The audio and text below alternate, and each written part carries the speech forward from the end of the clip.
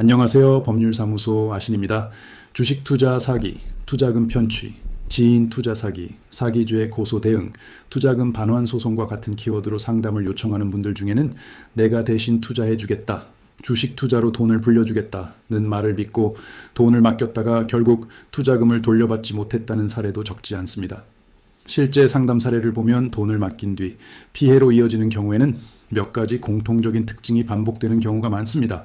첫 번째 특징은 투자 내용을 제대로 확인하지 않는 경우입니다.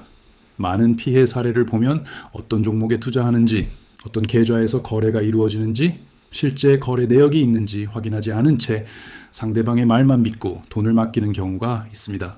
이후 문제가 발생했을 때 투자 자체가 이루어지지 않았다는 사실을 뒤늦게 알게 되는 경우도 있습니다. 두 번째 특징은 계약이나 기록 없이 투자금을 맡기는 경우입니다. 지인 관계에서 이루어진 투자일수록 믿고 맡긴다는 이유로 계약서나 투자 약정 없이 돈을 보내는 경우가 많습니다. 하지만 분쟁이 발생하면 돈의 성격이 투자금인지 단순 차용금인지가 중요한 쟁점이 되기 때문에 기록이 없는 경우 대응이 어려워질 수 있습니다. 세 번째 특징은 상대방의 설명을 계속 믿으며 대응을 미루는 경우입니다. 잠시 손실이 났다, 조금만 기다리면 회복된다, 다음 투자에서 만회하겠다라는 말을 듣고 기다리다가 대응 시기를 놓치는 경우도 있습니다.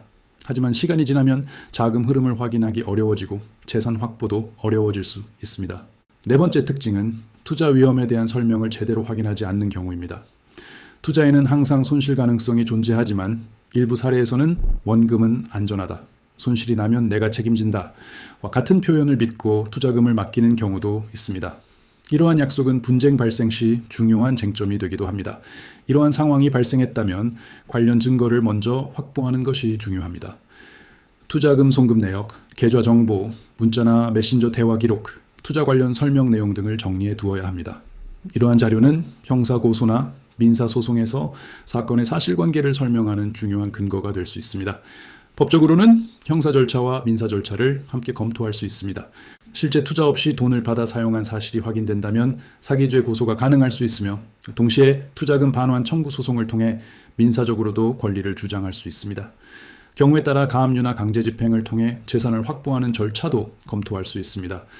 투자금을 맡겼다가 돌려받지 못하는 사건을 보면 대부분 초기 단계에서 확인했어야 할 부분들이 뒤늦게 드러나는 경우가 많습니다.